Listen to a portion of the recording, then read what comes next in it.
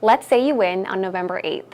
What are the 3 or 4 most important topics at the top of your mind when you walk into Congress? Yeah, absolutely. So, my priorities will always be determined by what I'm hearing from people in the district. They're not my priorities per se. I don't have an agenda that I bring into this. But as I've been going all over Southeast Iowa, I've been hearing from working families and what they're facing. And a lot of that has to do with costs, high costs of energy, gas, groceries, all of those kinds of things. And I see that certainly when I go to the grocery store as well.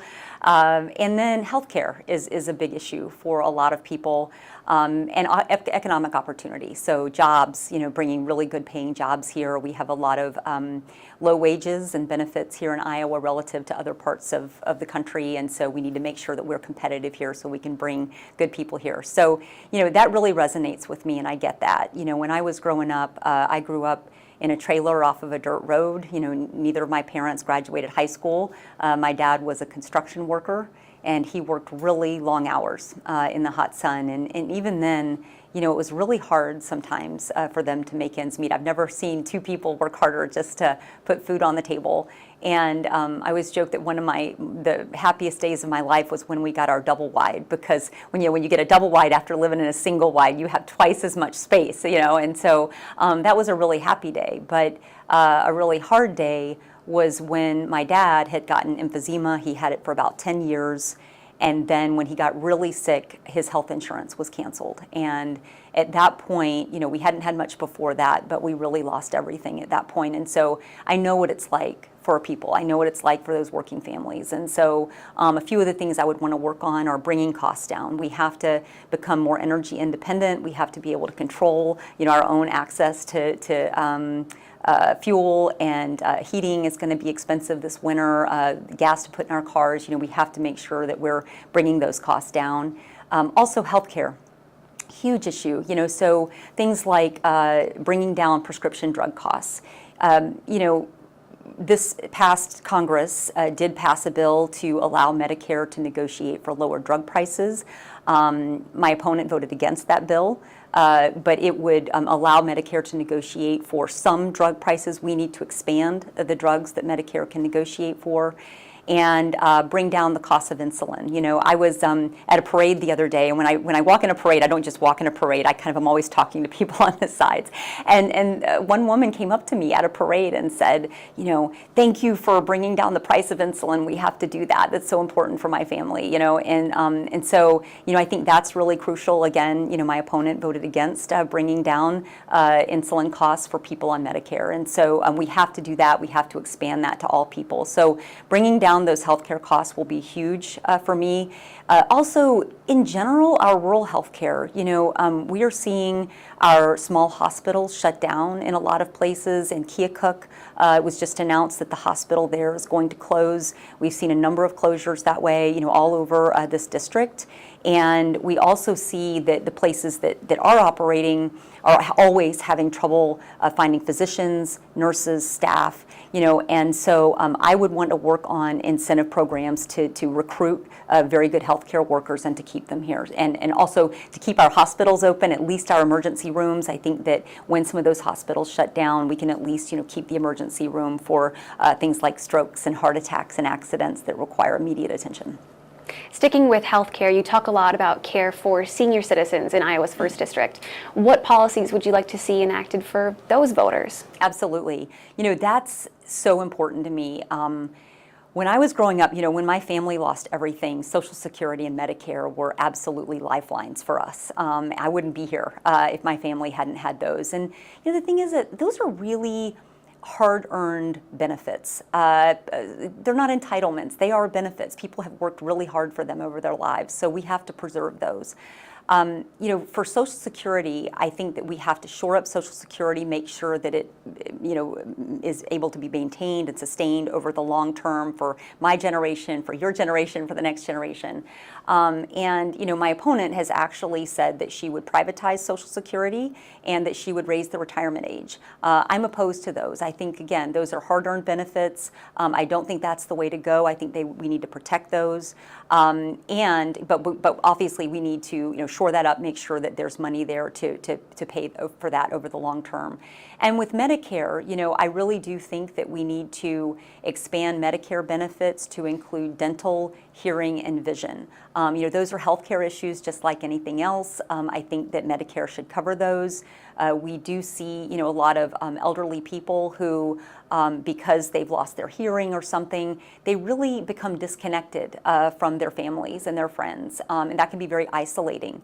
We're even seeing a connection between Alzheimer's and hearing loss. So I think those are things that we need to expand, and then we need to continue letting Medicare negotiate for drug prices for even more of those drugs. I think that that's absolutely critical. My opponent voted against that. I would have voted for that and would continue to expand the number of drugs that they can vote for to bring those costs down. Let's turn to education. You've said that public funding is one of the biggest challenges facing Iowa schools. What policies would you like to enact to help tackle this problem while in Congress? Yeah, education is absolutely critical for me. When my family basically lost everything and lost our choices, it was public education that lifted me out of poverty, gave me opportunities I never could have imagined. Because I had that support at K through 12 and that good education, I was able to go on to work my way through engineering school and law school and become the first of my family to graduate college. And I want those opportunities for everybody. I mean, I really believe that public education is the tide that lifts all boats and can really lift people up. So I think it's so important to support that. I think we need to reinvest in public education in Iowa. We have our funding here in Iowa, our state funding has not been keeping up with inflation, has not been keeping up with costs. So I think it's very important that we reinvest in that at the state and federal level while keeping local control. The other thing that we need to do is to make sure that our kids can bounce back from COVID. That time out of school was difficult for a lot of kids and a lot of families. We are seeing some learning gaps, and that's really unfortunate. I think that was a time that really hit a lot of people hard when, there was a teacher shortage, we had shortages of bus drivers, so it was hard to keep those schools open. And so I think that we need to have parents and teachers working together to bring our kids back and to help, bridge that gap. One thing we really need to do is to get away from what we're seeing happening in Iowa right now, which is that some politicians are actually vilifying teachers, saying that they have a sinister agenda and that kind of thing, and really kind of driving a wedge between our parents and our teachers. That is absolutely the wrong way to go. We need parents and teachers working together. That is when our kids win. As a former environmental engineer, you've talked a lot about climate change and its effect, particularly on Iowa's agricultural sector. Mm-hmm. What bills or policies would you like to fight for to help address this issue? Yes, that is really important. And I'll just say, this is really timely because the town I grew up in Florida, was actually just very hard hit by the hurricane. It's Arcadia. It was one of the hardest hit towns, and the photos that my family were sending me were unbelievable. I mean, entire huge main roads of town completely underwater, bridges washed away, buildings that are now looking like they were built on land, but now they look like they're in a river.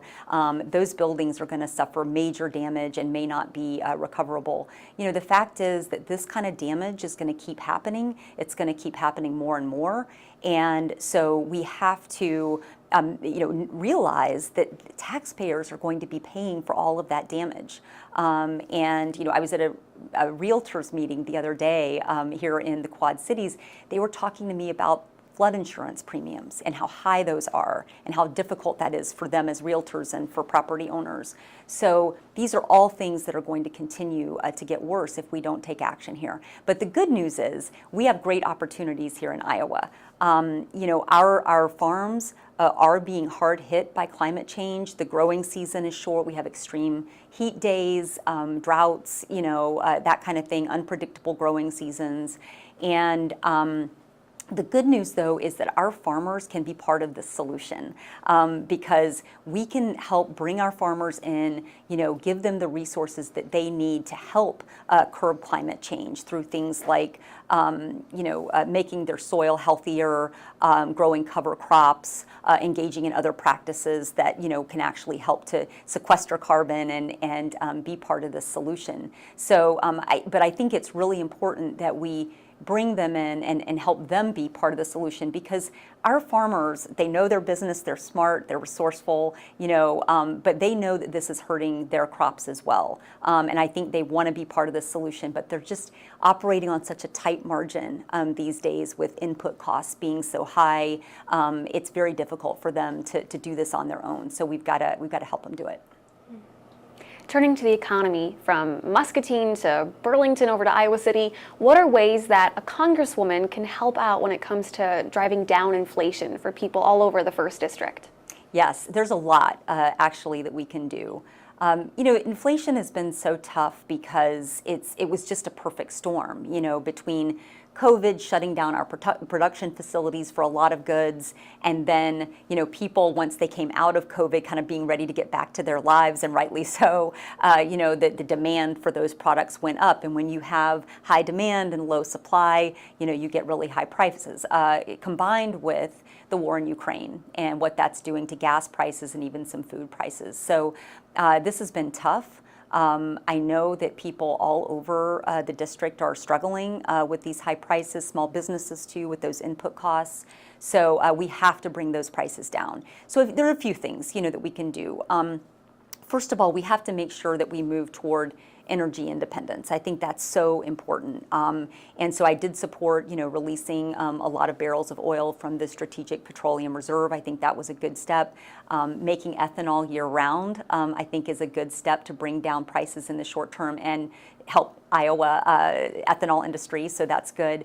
And then, beyond that, we also need to move toward renewable energy. Iowa will be great for this. We already get a huge amount of our electricity, more than just about any other state, from renewable fuels. So that can be a real growth industry for us, and a place where we can add even more jobs. So this will be great for our economy, while we're also helping to bring down those prices.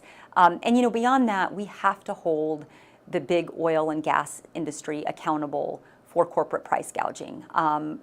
What we saw during COVID is some of those big oil companies talking about how supply chain was a problem and COVID forced them to raise their prices, but then they post absolutely record profits, more than we've seen in years and years. And so I think that we have to hold them accountable for that and make sure that they're not using these things as an excuse to raise those prices unnecessarily. And, my opponent has taken nearly $60,000 from the oil and gas industry in a fairly short period of time she's been in office, and then she voted against holding the oil and gas companies accountable. So I think we do need to hold them accountable, and we need to make sure that we're focused on Iowa and its renewable fuels industry, which can be, can help with this issue. Attack ads have accused you of being soft on crime and being for defunding the police. Where do you stand on those issues? These attack ads, politics have gotten so ugly, and they're just absolutely untrue, So look, I grew up in a really small town where we didn't have to look over our shoulder every 5 seconds for crime. Kids could be kids. They could go out on their bikes and, do those things. And I love that. I love that about a community that's safe. And it's one of the things I love about Iowa, too, that we have those kinds of safe communities. I will absolutely fight to protect those. And, it's so important that we do protect our law enforcement and support them. In the Iowa legislature, a bill was passed about policing, and one of the things that the law enforcement had asked for, it was one of their major priorities, was to get some additional benefits. It had to do with sick leave and their retirement. And that was one of their main priorities in that bill, and it was stripped out. giving them those additional benefits were stripped out, I supported and voted for an amendment that would have given them those benefits. So I totally support police and law enforcement. I think that's really critical.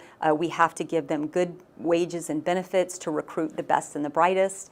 We have to give them the training and resources they need to do a really difficult job safely and to keep our communities safe. And the other thing I think is really important is giving them some support, like, mental health professionals, social workers, because what I've heard from a lot of law enforcement is that they are called to deal with situations that aren't really violent, a homeless person or a mentally ill person. And what we need to do is make sure that there are professionals that can deal with those situations so that our police can get back to, dealing with violent crime, which is what they were really trained to do and what we need them to do. So the attacks are just, honestly, we keep seeing this happen. Republicans attack Democrats constantly about defunding the police. It's been happening for the last few years. And nobody's defunding the police. You look all across the country at the different, cities, even cities run by Democrats, they've invested heavily in police. They're not defunding the police.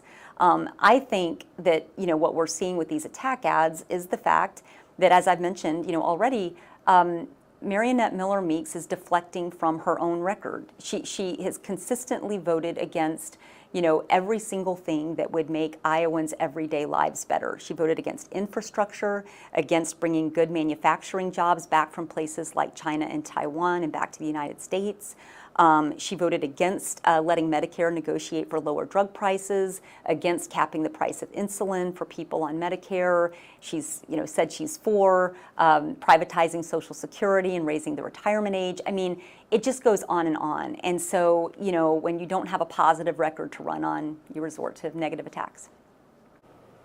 Is there a bipartisan bill or issue that you would look forward to fighting for if you get elected on November 8th?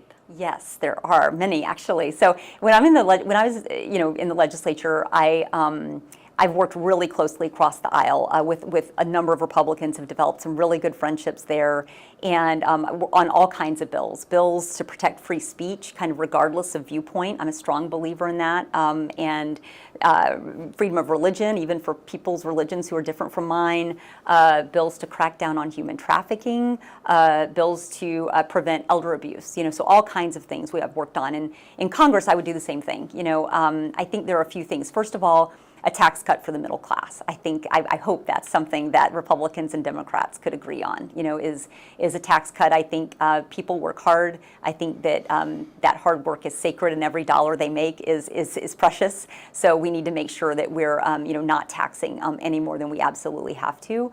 And then the other thing is, frankly, immigration.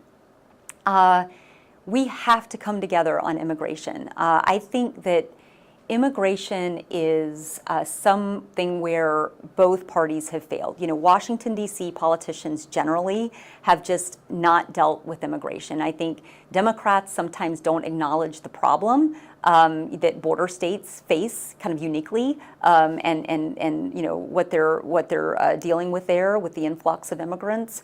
But I think the Republicans sometimes use it as a political wedge, rather than coming to the table in good faith to work. We need both sides to really come to the table in good faith and do comprehensive immigration reform. We've been talking about it a lot, but we really need to do it. I certainly want to be involved in that. We need to secure our border, and we need to provide a pathway to citizenship for, law-abiding, hardworking immigrants. This district very narrowly went to your opponent 2 years ago. Just 6 votes separated her and her opponent at the time. What are you doing this time around to help turn that gap in your favor? Yes. It was actually one of the closest races in history, I believe, as I understand. It would have to be at 6 votes, right? You don't see very many congressional races going that close. So people talk to me about that a lot. And this time we do have a different district, but it's a good district. It's a fairly drawn, good district. And what I'm doing is really engaging people across all parties. I think that's so important. I think that our divisive politics really are one of the biggest challenges this country has ever faced. I think it's a threat to our country, our democracy, it's certainly a threat to working people everywhere who, really see now that our politics almost have nothing to do with them anymore. They feel like it's all political theater and lies and, misrepresentations and blaming and all of that. And I think we, really have to get back to talking to each other. And so I'm really engaging people all across party, and it's going extremely well. We're getting, really great reception. I came over this morning and talked to the Optimist Club at 7 o'clock this morning. It was an early morning, but it was a good one. And so I'm talking to all different people. And the other thing is, in 2020, obviously with COVID, the Democrats really weren't doing any door knocking or public events and things like that. That was, something that I think hurt Democrats in a number of different races. And so we are, engaging in a very robust effort to get out and talk to people and get out the vote. Well, wrapping up, let's say things don't go your way on November 8th. Will you support your opponent and this democratic process? Oh, absolutely. Absolutely. I mean, we have to respect our elections and the outcome. We have to make sure that the voice of the people is what's really heard. And that is critical to our state, to our country. And so I will respect that. And whatever happens, this has been a tremendous honor to be the Democratic nominee and to go around and talk to people everywhere. But I think it's really important that we work to make sure that people have confidence in our elections, that they are secure, that they are fair. I will always work for that. And so absolutely, I will respect that, and I will hope for the best always for the people of the 1st District.